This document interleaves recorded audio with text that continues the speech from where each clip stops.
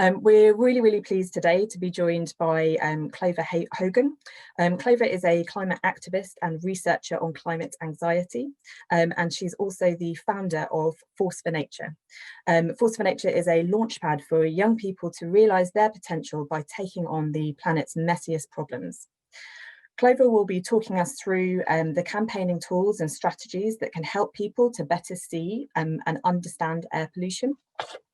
So there'll be a chance to ask Clover a couple of questions, and then we've also got Afsana Salik, who is a community organiser at Citizens UK, talking about her work in Tower Hamlets, and then we're going to be joined by Andrew Grieve, who's been working with fellow parents in Islington on a Nocado campaign.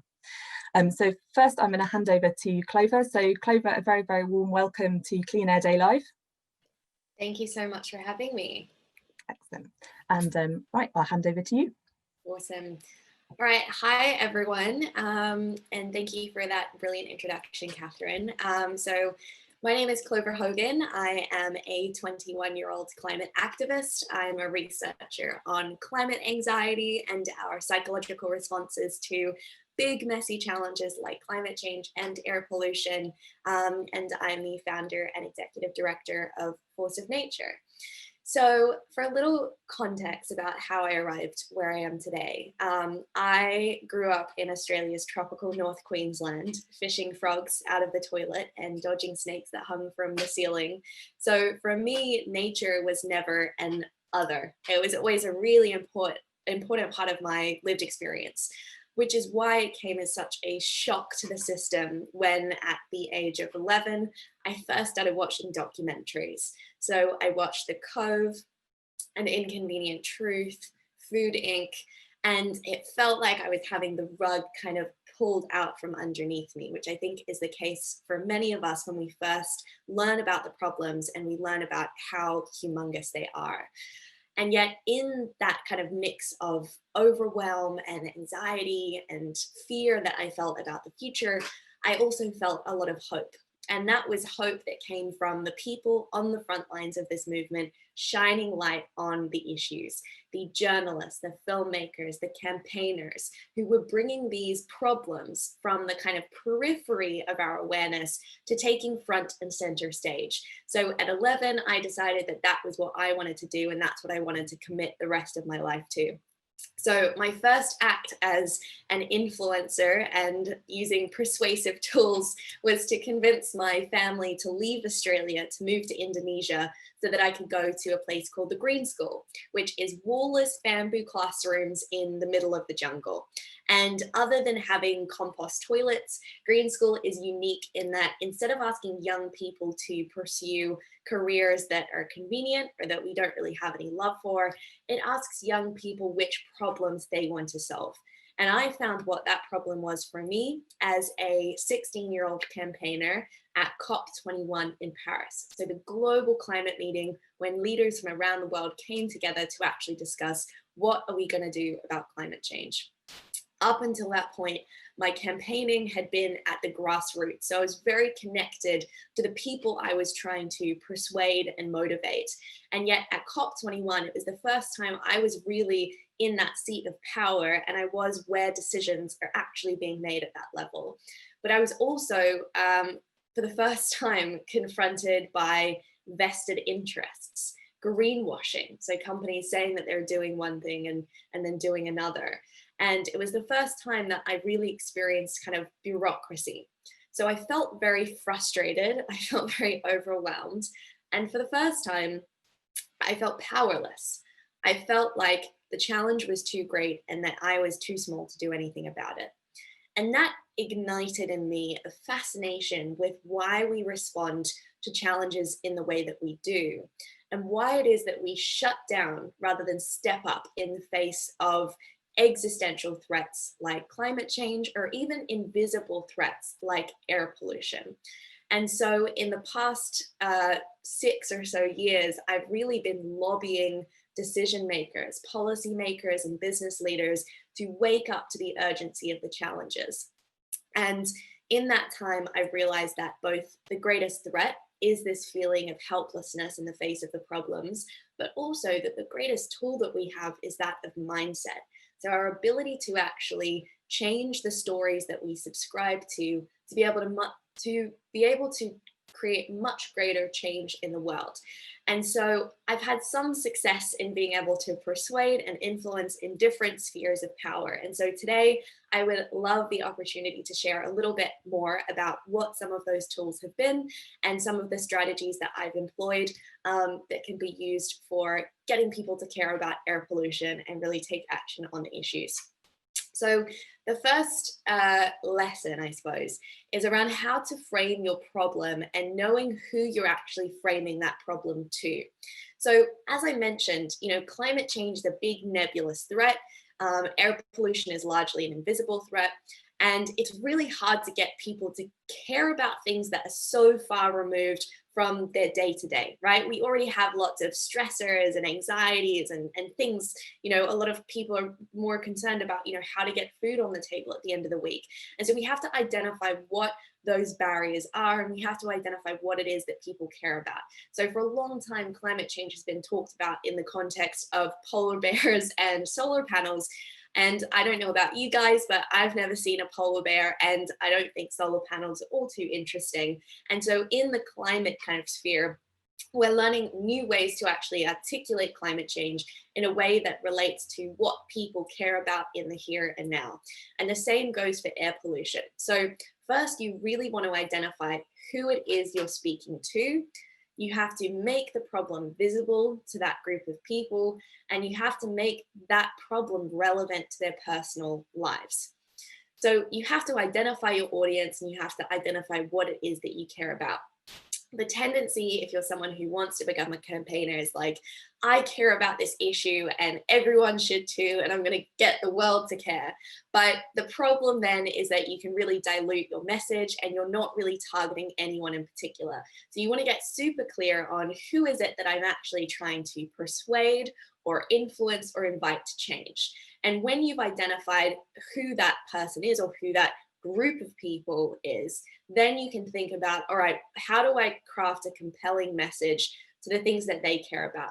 So the Clean Air Day campaign has identified that they're really trying to create change in the UK.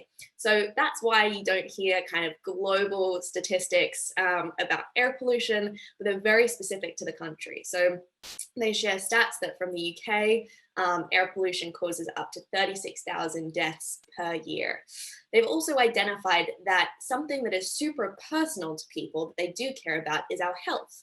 They talk about how poor air quality causes heart and lung diseases, how it impacts children's lung development, and may even contribute to mental health illness, which is something that we all kind of understand and is something that we all care about. And one way that they've done this is through the Build Back Cleaner Air campaign.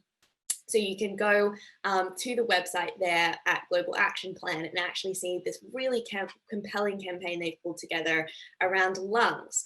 And you can see these beautiful kind of flowering lungs that are flourishing when the air is clean versus the kind of dying, decaying, flowering lungs when the air is dirty. So it's showing a very clear distinction about this is what clean air looks like versus dirty air, and here's how it specifically relates to my own body, which of course is something that I'm going to care about.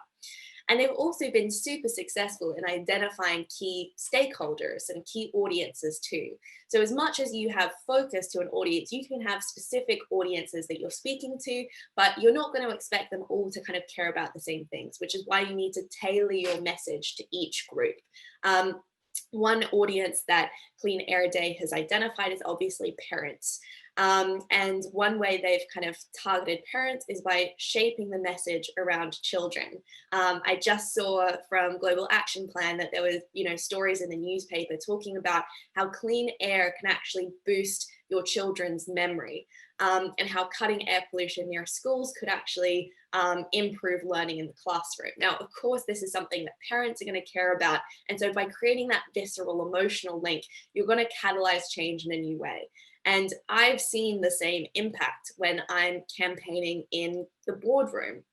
So I will walk into a boardroom and my job there is to wake up a group of business leaders to the urgency of climate change, to wake them up to their responsibility and the role that they have to play, and to actually catalyze them to act. Now, I don't kind of waltz in there and say, well, you should care about this problem, or it's important to me, or you should do something because I say so. None of those tactics are going to be very successful. But one thing I have identified that is that business leaders, even more than their, bottom line, how much profit they make, ultimately care the most about their kids too, and the young people in their lives. And so I found that one very compelling stakeholder group and one very compelling ask to those business leaders is that they should be doing it not for their company, but they should be taking action for the future of their kids and to make sure that their kids are able to inherit a thriving planet. And that has by far been one of the most effective tools that I've identified to date. The second big lesson is around creating your vision. So many young people today are very despairing about the future. When I asked my parents about the future they envisioned, it was one of flying cars and disease being eradicated. And yet when I've worked with 8 and 9-year-olds in the classroom today, they've described something quite different. They talk about cities being underwater, they talk about empty supermarket shelves, and they talk about a planet in decline where air is too toxic to breathe. This is really heartbreaking and scary to hear because it shows that we're really lacking a compelling vision of what it is that we're working toward. And it's not surprising that this is where we've landed by way of vision. Whenever we think about climate change, we think about the fear and the doom and how scary it is that this thing is coming toward us. And it's much the same with air pollution. When we hear some of those scary stats about just how many people die every year from poor air quality. So as much as we focus on the problem, we need to balance that communication with the vision of what is possible. So what is it that's the alternative that we actually want to work toward? And once you've identified the problem that you want to take on, be it air pollution or microplastics from the fashion industry or food waste or racial inequality, you need to be just as good at articulating and imagining a world where those problems have been solved. And the flip side of how royally we've messed up the planet is how many ways there are to help it. So as much as you speak to your problem, you need to invite people to be part of a really compelling and exciting invitation of how this is an opportunity to rethink the way that we live and to lead much healthier, greener, happier lifestyles.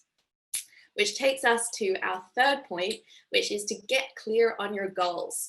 So you can't become a campaigner until you know what change you really want to create. It is easy to talk about all of the problems, but it's quite a bit harder to actually think, what are the changes that are going to help us deliver on that vision that we just mentioned? So think about what the changes are that are going to deliver on that better, brighter future. As you think about that world where that problem has been solved, in between that better tomorrow and where we stand today, what had to happen to bridge between those two places? So think about what those steps are going to be and condense them into clear goals that you can articulate to the audience that you're trying to get on board. So what are the alternatives and what are the solutions that you're really presenting? So once you're clear on your targets, you can then package them in a way that are really easy to understand. And in the case of Clean Air Day, they've identified 3 key goals, which you can see on the website at cleanairhub.org.uk. So the first is to improve public understanding of air pollution. The second is to build awareness of how air pollution affects our health. And the third is to explain the easy actions we can all do to tackle air pollution, helping to protect the environment and our health. So they have clear goals that they're working toward, and that's why all of the communication around this vision piece and the solutions is super compelling. We know what they stand for, not just what they stand against. And then to get clear on the changes you want, you really need to be clear on how to invite people to be part of that solution, which takes us to our 4th point around how to be an effective campaigner. So for a long time, sustainability has been really synonymous with sacrifice. So it's kind of been about how to pressure people into doing the right thing, or how to kind of sometimes guilt people into changing the way that they live. And the reality is this isn't a very effective campaigning tool. You know, people don't really like being told what to do, and especially if it's coming from a place of us versus them. So I have the solutions and I'm telling you how to live your life. You can be much more effective if, in line with creating that vision and getting clear on your goals, you can find fun, exciting, compelling ways to invite people to be part of the solution. And so one way that we did this in my first job was at Impossible Foods. So Impossible Foods is a headline grabbing company that makes meat from plants. So we realized that one of the biggest environmental polluters and one of the biggest air polluters, and of course one of the driving leaders of climate change, is the animal agriculture industry. So how many four-legged animals we have in the world today that end up on our dinner plates. So Impossible Foods came up with an incredible solution, which was actually we can have meat, but instead of taking it from animals, we can take it from plants. Now, why this was unique is that Impossible Foods wasn't trying to force people into different behavior. We said from day one, we want to invite people to do something that makes them feel good without having to give up any of the things that they love. And the same thing applies to air pollution. It's not just about scaring people. It's not trying to pressure them to engage in a certain behavior. It's really thinking about how are certain behavior changes or certain actions actually going to improve my life so that I can be happier and healthier and more fit. So that's the invitation that we want to create. And obviously that can best come from a place of understanding what it is that your audience really values. So I'm going to wrap up there, and just as a quick recap, we talked about our 4 key kind of themes, the first of which is how to frame your problem and knowing who you're framing your problem to. The second is around creating your vision, so getting super clear on what it is that you want to work toward. The third is to know your goals. So identify the targets that are going to take you from where we stand today to where we want to end up tomorrow. And the fourth is to invite people to be part of the solution. Don't force them or bang them over the head with it, but give them an opportunity to care. That's one thing that I've really learned in my time as a campaigner, is that the problem isn't that people don't care. It's that often we aren't empowered to care. We aren't supported to care about the issues. So make it your job to get people to care and make that as easy and fun and exciting as possible. Thank you.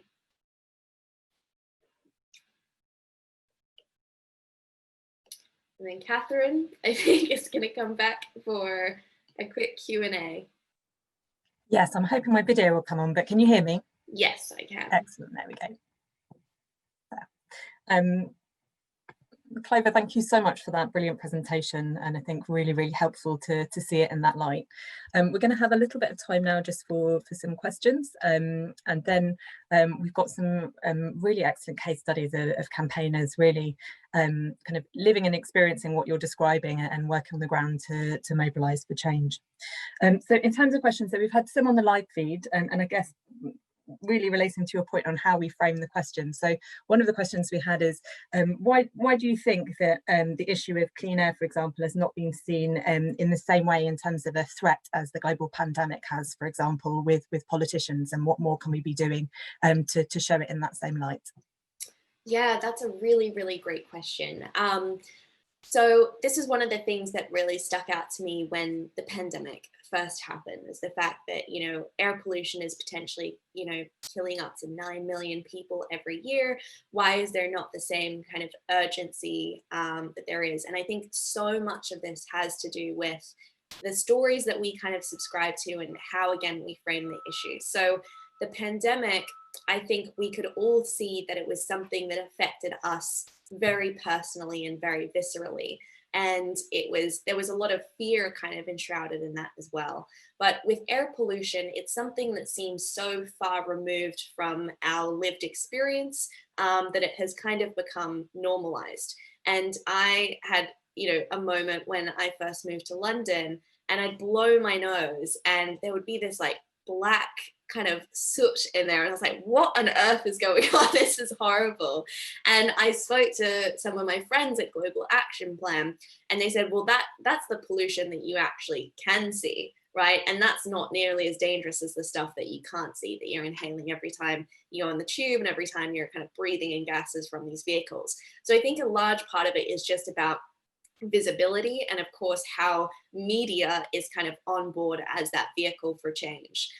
Obviously the pandemic is all we've kind of seen in the news cycle for the past few months, and yet air pollution has never in history gotten that same kind of attention. So I think it's about making it that much more personal and waking up parents, teachers, people in power to realize the impact that it's having on ourselves and also on the people that we love, and to stop normalizing it.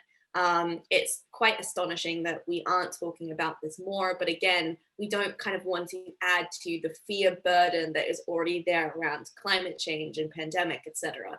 As we've seen over the past few months, air has gotten much better as we've kind of changed our behaviors. So let's encourage people to subscribe to those solutions for the long term, rather than just shutting off from the problems because it's yet another thing to care about.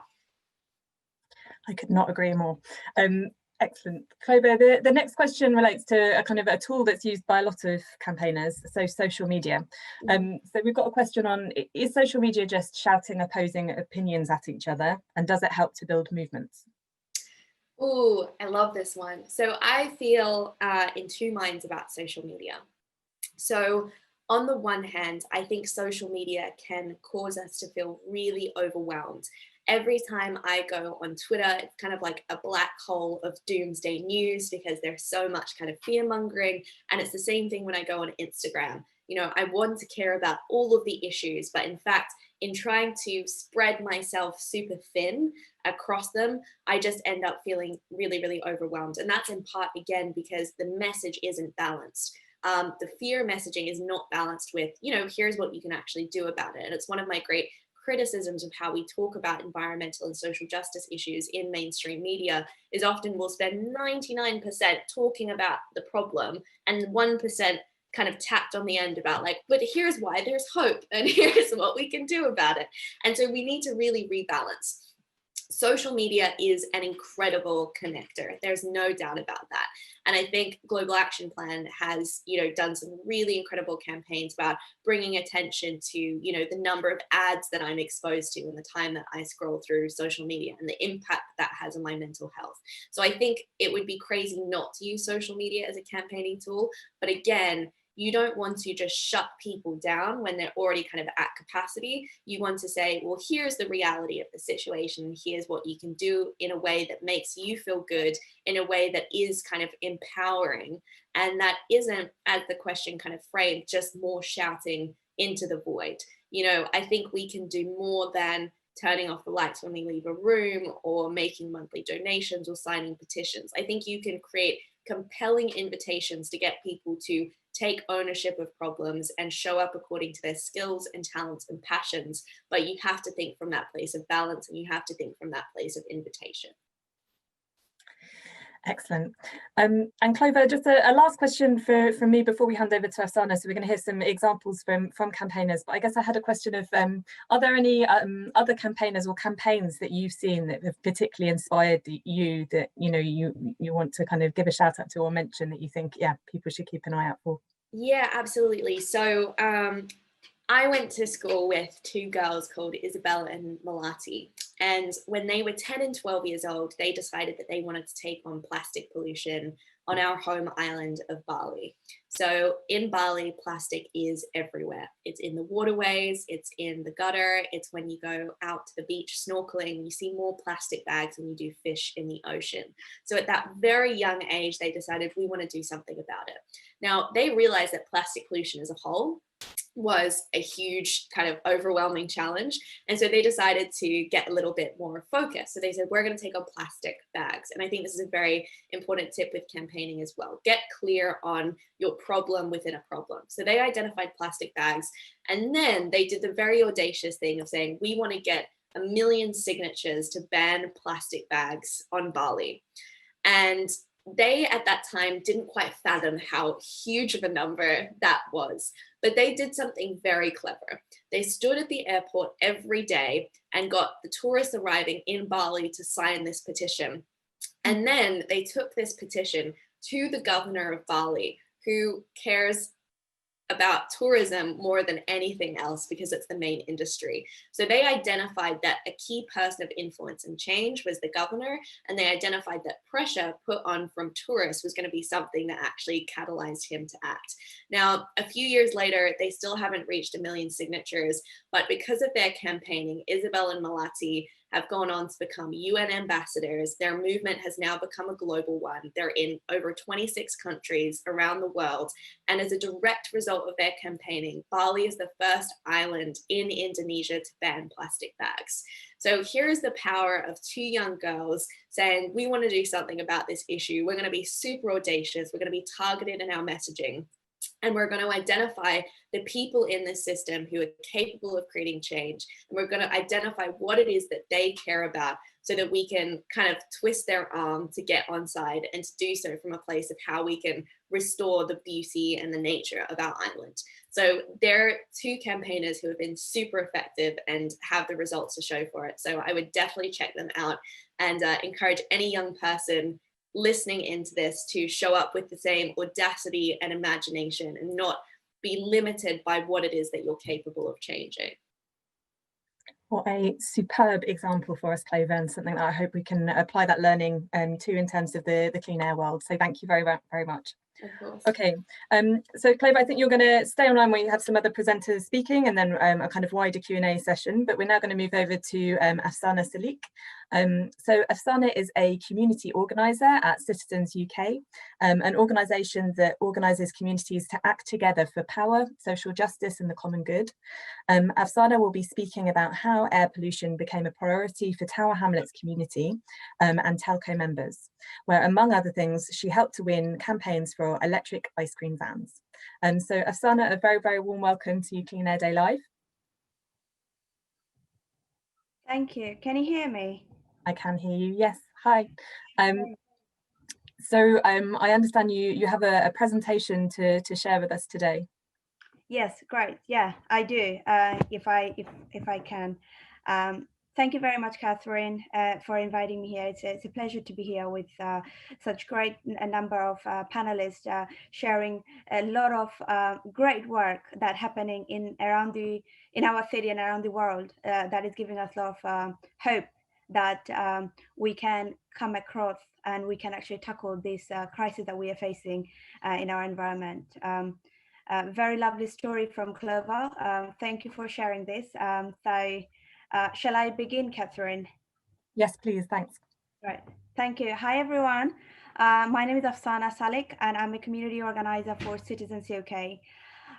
So in my session, I will be focusing on how community organizing and citizen science method helped us improving air quality in our neighborhood.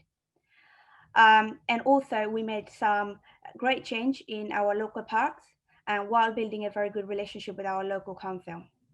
Firstly, I would like to talk about what is community organizing. Community organizing is all about bringing people together to work on common issues that our community is facing today. Air pollution is certainly one of the common issues our institution was facing. And we found out about that by doing community organizing training through our listening campaign. Why did we believe in community organizing? Why is that an effective method? So we have seen a lot of protest on our screen every day. There's a lot of mobilizing going around our cities, people fighting for racial justice, environmental justice, economic justice. A large number of people, they do get involved in this sort of protest. They get a lot of attention from media. I always wonder, like I studied international relations and politics. Yeah, it is one of the methods I've been taught, but I've always wondered how much change people make by joining protest. And I always wanted to know, do we make change on the street? Or does change and policy, people make policy in a room? So I, as a BAME woman, a woman of color and faith, I always want to be part of decision-making table, part of the process, not just a big, mobilized crowd that sometimes only get a lot of attention, but not much done. So we thought we will organize our community. And how we do that, we become very intentional about change. We work based on common self-interest, not based on what the media or the statistics is saying. Although it was very clear that Tower Hamlet is one of the worst borough when it comes to air pollution, but still we wanted to begin our campaign by doing a community citizen science training. We wanted our people from each institution, like East London Mosque, Queen Mary University of London, Salvation Army, St. George's in the East Church, the schools, to go physically out there, use the tube to test, what is the level of pollution, air pollution level, or how poor the pollution in their neighborhood, to understand the seriousness, to feel the urgency to take action now, and also to take ownership of the project. Can I ask you to probably move to next slide, if that's okay? So here is one of the difference between mobilizing and organizing, which probably I just touched on a little bit. Bringing people from, just asking, hey, join the protest, versus bringing people from institutions, and then later on they develop themselves through the process. They aim to become more powerful than they were before.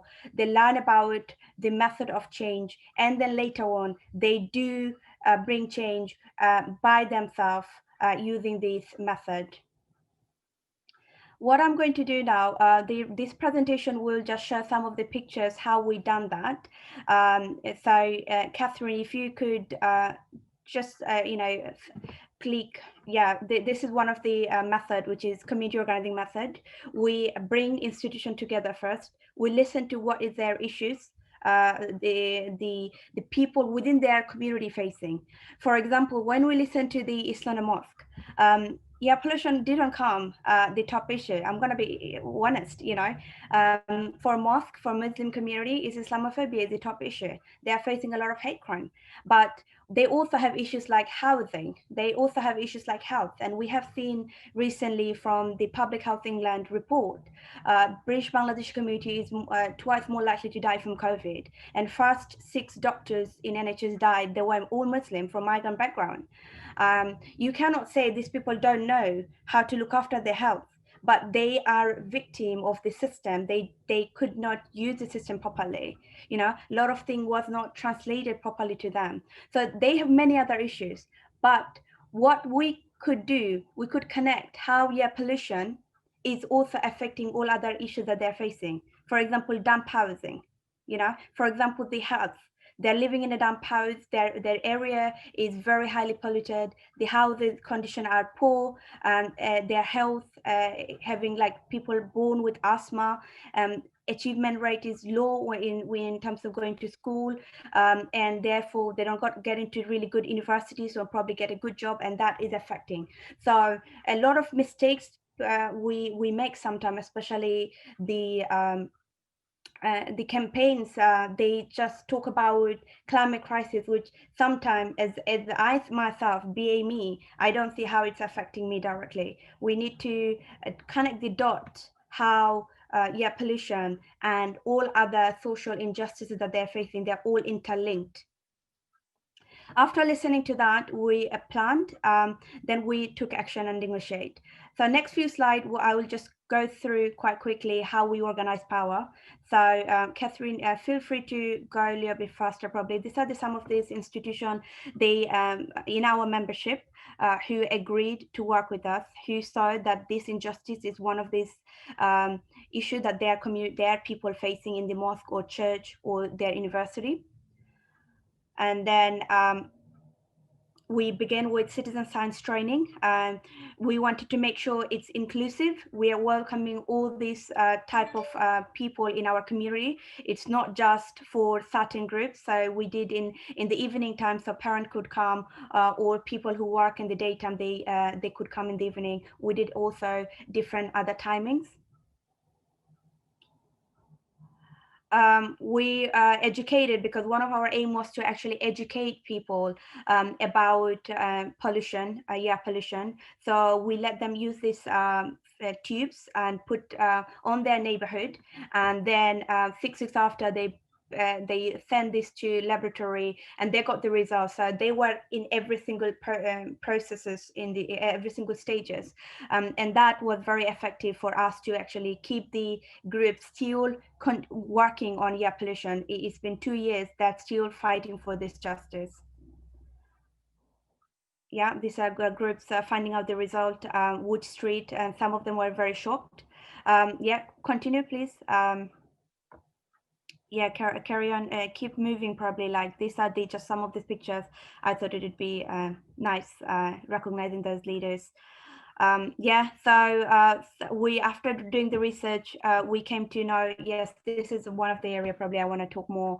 So we found many issues, and we broke the issues into tangible, many problems. So these were big problems, and we broke them down into tangible issues, and those were more easier for us to do, winnable and worthwhile campaigning for. So one of them was just like School Street, low emission zone, ice cream van, in a park, and especially also timing and mapping of what other people are doing. So there's a lot of work going in there around our borough.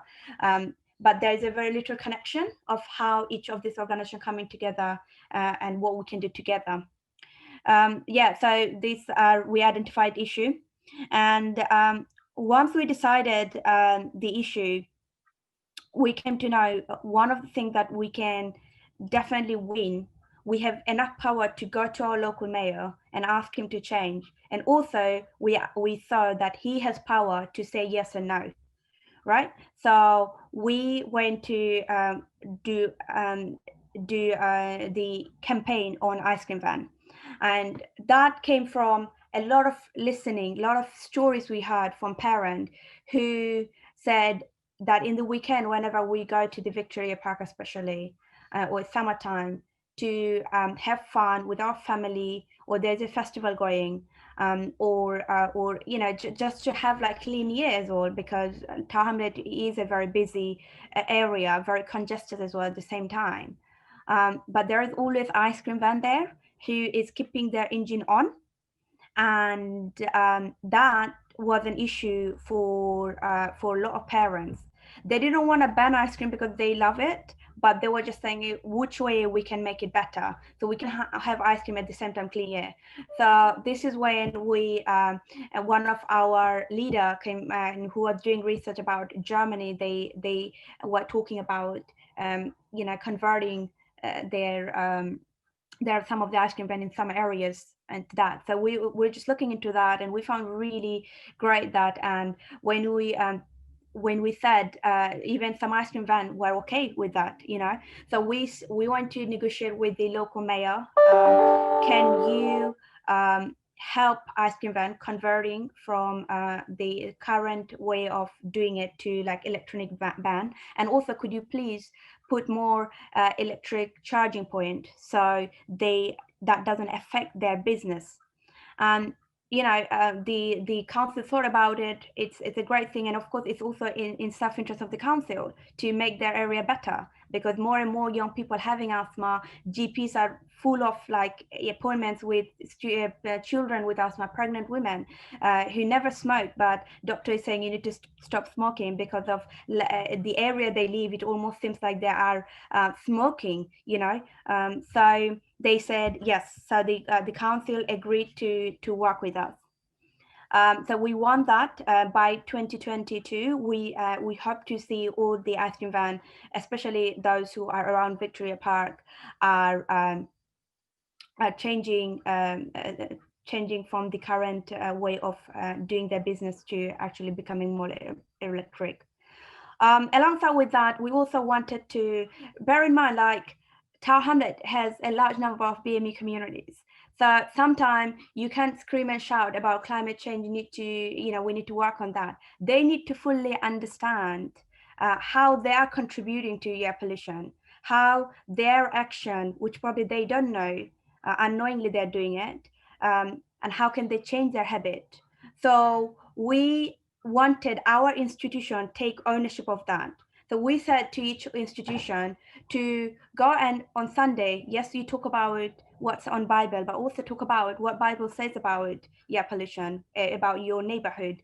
Mosque was doing sermon on this sort of crisis, climate crisis, and in that way we tried to change the behavior of local people and how can they contribute to have better air quality in their neighborhood.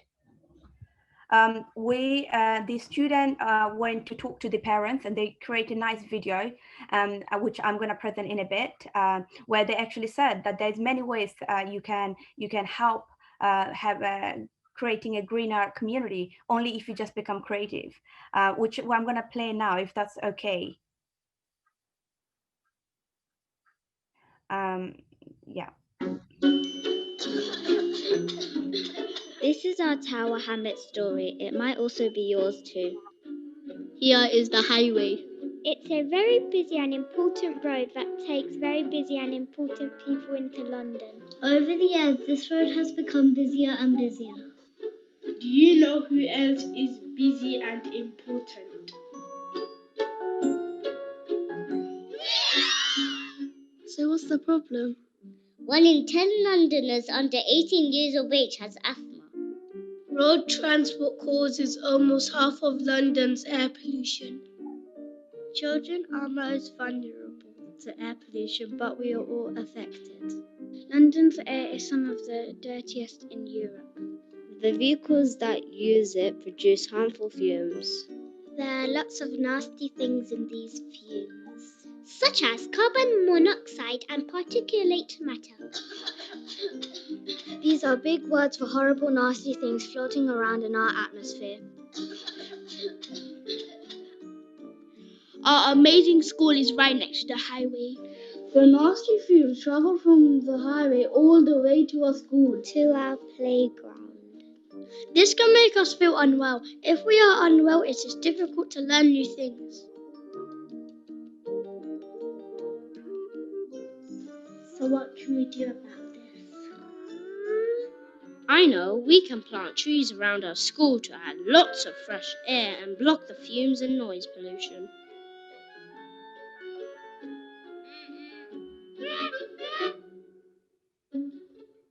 I have another idea. We can ask people to avoid using cars if they can. How would the people get to work? They could walk, they could ride a scooter, they could take the bus or train, or they could use a hoverboard.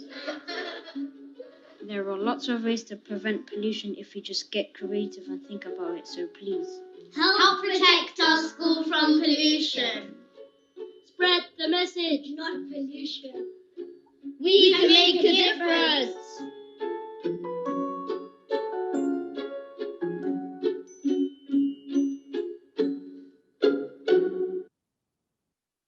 Thank you.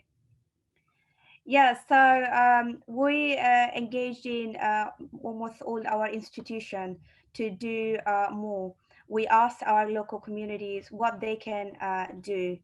Because it's sometimes we think it is just the government, it is just the people of power, people in power can do, but we have lots of power. The best, the easiest way to feel powerless is just by thinking you don't have any power. So when we asked our institutions, our leaders within the institutions, can you do the following, and they realized that they have lots of lot to offer. In contributing to make it better air quality in our neighborhood, and also just to emphasize on, like, because we organize and our community know the importance of that. As a result, the team is still working, and they recently just, asked for like a big funding from, Grow Back Greener. So hopefully we continue with this work. And also our council is updating us on next time when they get funding, they will work with us more. So these are just like some of these success that we had in last 2 years working in the pollution. So yeah, any reflection on that? Afsana, thank you so much for that excellent presentation. I think it's so powerful to see those examples, and I think that might be my favourite ever video on air pollution. I quite like a hoverboard to get me to work in the morning. Thank you for sharing. What I'm going to suggest we do is we've also got Andrew Grieve with us, who's going to talk about the Nocado campaign, and then I think we'll come back for questions, because I'm sure there are many to talk about those rich experiences from Tower Hamlets. And I just wanted to flag for anyone who's online, the project that Afsana was mentioning, so Global Action Plan are also doing a Clean Air for Communities project over the next 3 years in Lewisham, Enfield and Barnet. So if you're based in any of those boroughs and would like to get involved, do let us know. Okay, without further ado, I'm going to hand over to... Have you got us? Yes, hi Andrew. So just to explain, so Andrew Grieve is based in Islington, and we're going to be joining him and some fellow campaigners outside their school to talk about the Nocado campaign, which is working to stop Ocado building a 24-hour distribution centre next to a nursery and primary school. This is our first attempt at Clean Air Day Live to do a live screening outside, and my goodness, you are facing the elements. I'm glad to see you're well prepared with your raincoats. So Andrew, thank you so much for joining us. Maybe you could just take a few minutes to explain who you are and how the Nocado campaign came to being. And I think he might be on mute. Hold on one moment.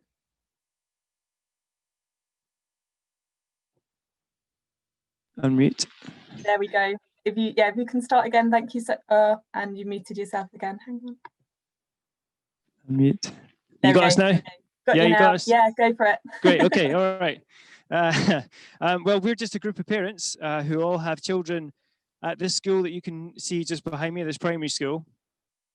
But just behind this fence here, I don't know if you can see that fence, that's where Ocado were trying to set up their 24/7 distribution depot.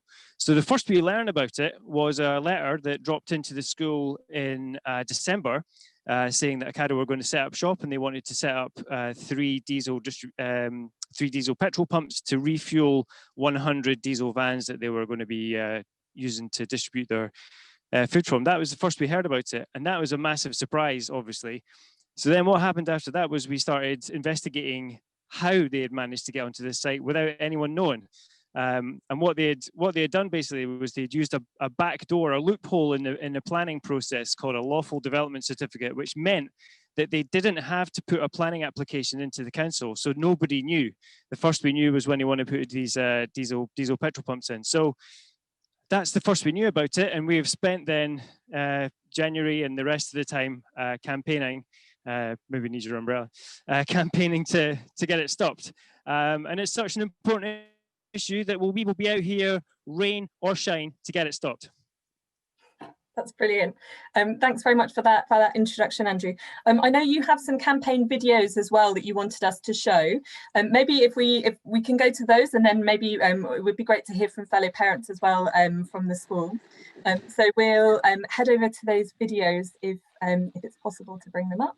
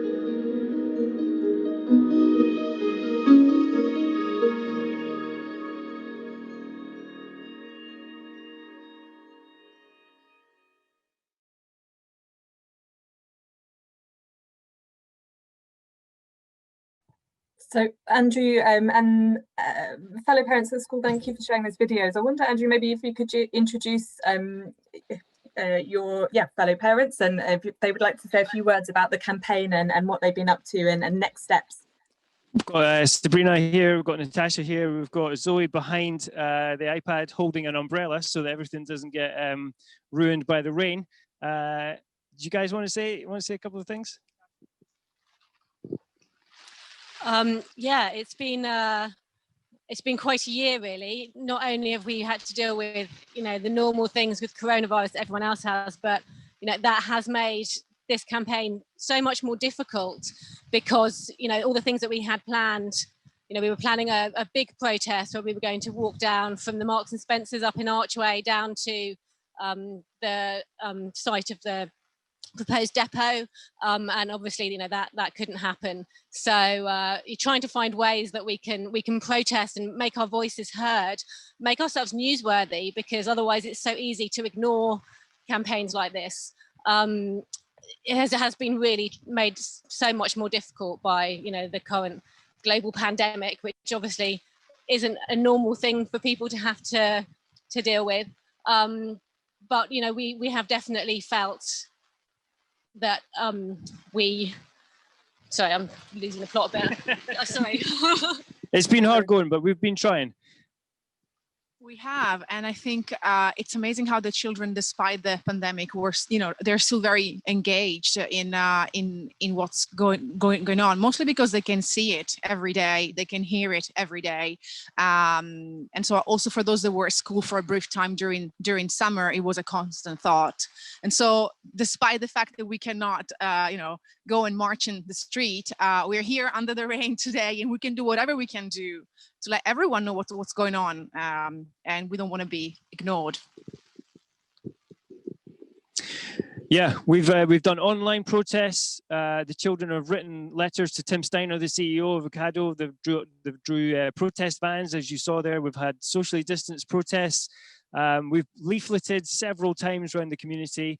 If you walk around here, actually, you see lots and lots of houses that have got Nocado leaflets in the window. The strength of feeling in the community is really strong.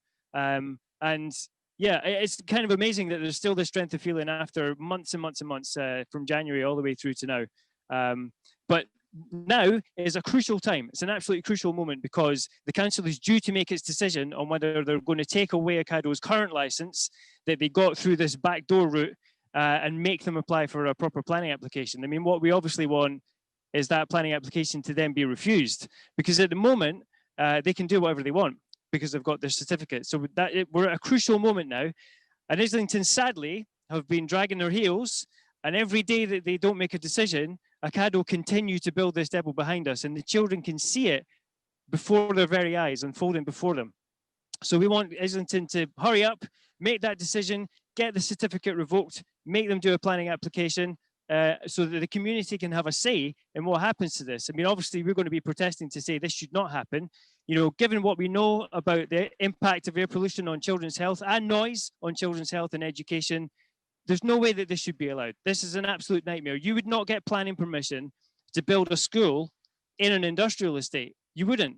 And what's happening here is an industrial estate is being built next to a school. It's outrageous. So we're going to try everything we possibly can.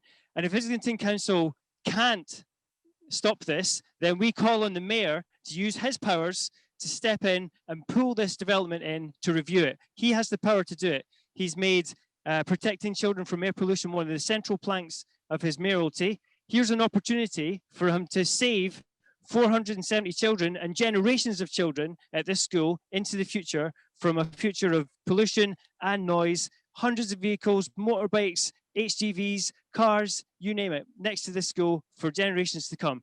Please, Mr. Mayor, if Islington can't, you must step in, save these children, save this school, from a future of diesel and noise right next to the playgrounds. Andrew, thank you to you and others from the school from sharing your experience. I guess we've got people online who are community campaigners, but maybe some who are, just, members of the public who are interested in finding out more and maybe want to be involved in community campaigning. And I just wondered, you've obviously kind of built this quite big movement, but what advice would you give to community campaigners as they start out in terms of how to mobilise and get people involved and to run an effective campaign? Are there any tips that you would share in terms of your work? It's hard, actually. It's hard. Organising and keeping going and having ideas and keeping doing it is really hard when you've got everything else that you're trying to do on top of things. In the beginning, it was kind of a bit easier because we were able to have meetings. We used our local community hall. We had hundreds of people there. And we could sort of sit down and organise. It became harder when the pandemic came along, but we've kept going with weekly meetings online. And I think the important thing is keep having ideas and keep going and keep, that's that's all you can do. Keep having ideas and keep going, and keep the momentum and keep being organised. Yeah, that's my only advice. Natasha, you want to add? I was going to say, I think communication is really important because people don't necessarily know what's going on. And when you're actually, in the middle of everything, you're up on everything that's going on. And it's important to make sure that you communicate everything that's happening to everyone else, because it's very easy to assume that everyone else has the same level of knowledge about what's going on as you do. So I think that's one thing that we've learned is that, it's constant communication, really. Super, thanks very much. And I'm going to move to kind of broader questions too. So Afsana, I think you're still online, I hope, because I was keen to get your response to the same question, Afsana, in terms of the kind of community mobilising in Tower Hamlets. Are there any kind of top tips that you would give to grassroots campaigners or just members of the public who are thinking of maybe starting a group and getting involved in clean air campaigning? Right, thank you very much. A very good question.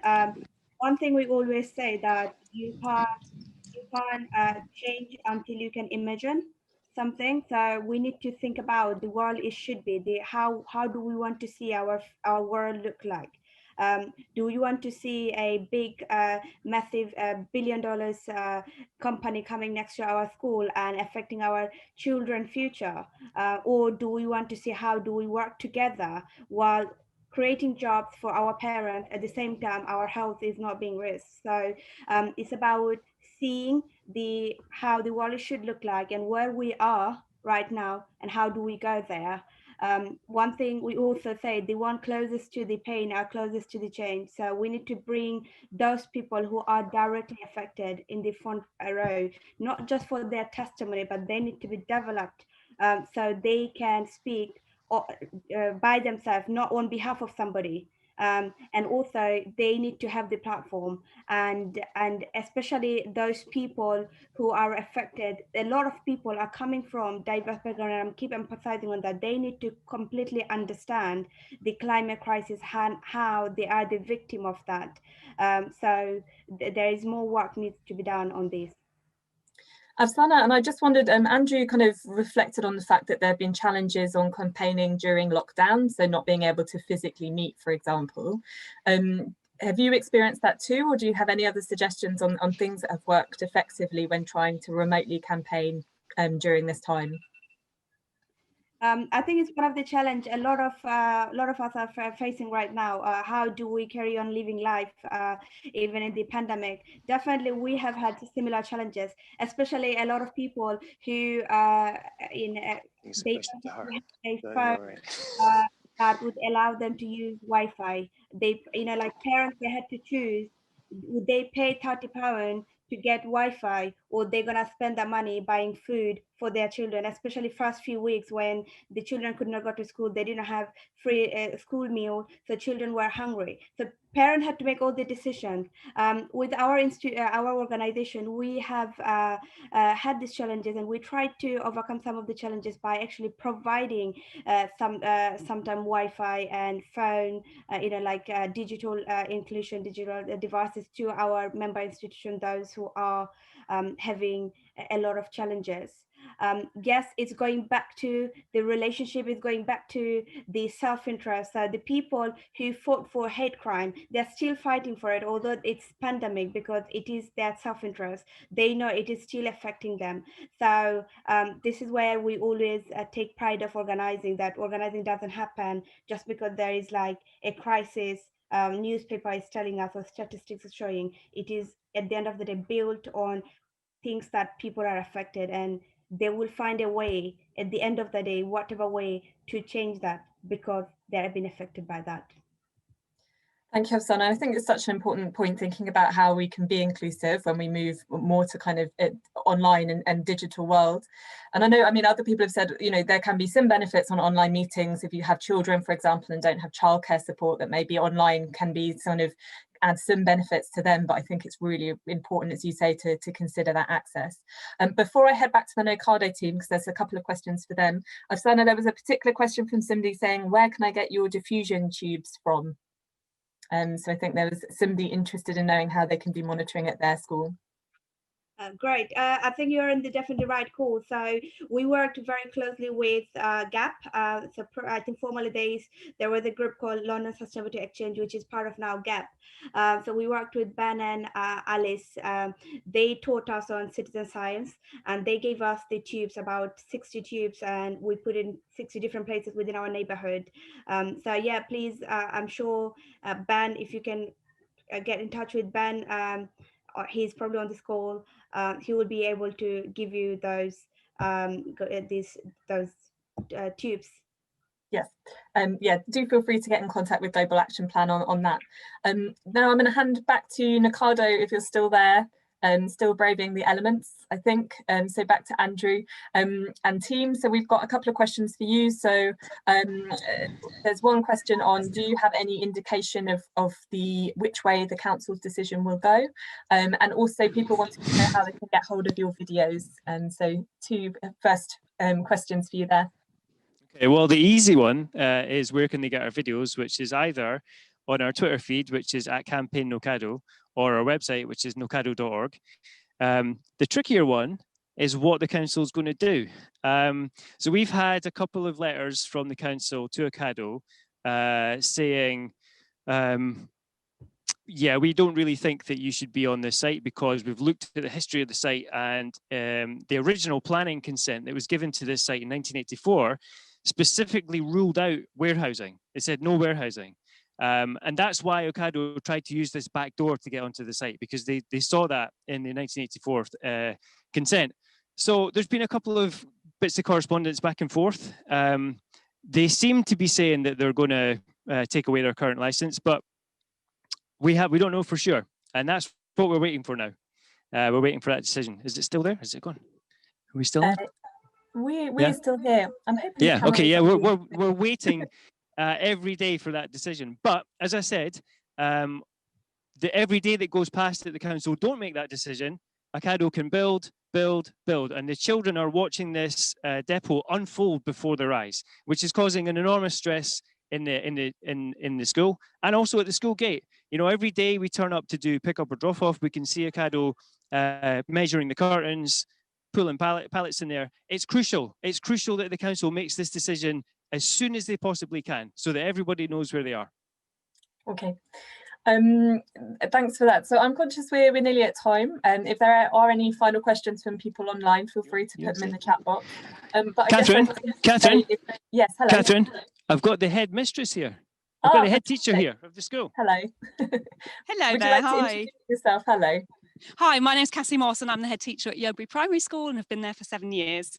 And yes, I'm obviously supporting this campaign avidly. I think it's fantastic what you guys are doing here, and obviously what the parents here are doing.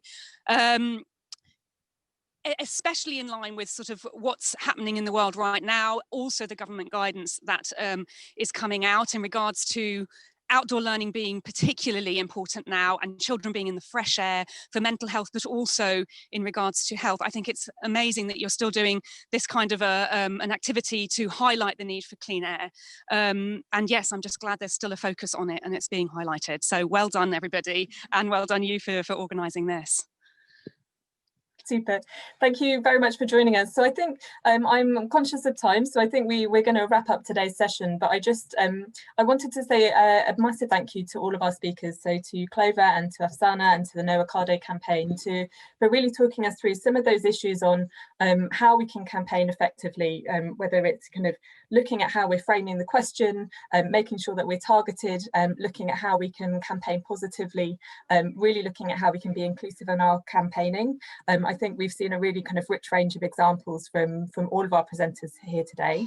I think we posted in the messenger bar a selection of different links to some of Global Action Plan's kind of campaign resources. So just to say that there are a number of resources on Clean Air Day Live if you're interested, from videos that you can share with colleagues or within schools or with friends. We've also got a Clean Air Hub, which is the kind of public go-to space for information on air pollution. So within that, we have a clean air calculator, so you can look at your own footprint when it comes to air pollution, but also provides a kind of official advice on the sources of air pollution and the impact to your health. So without further ado, I will end this session, and a big thank you again for listening in.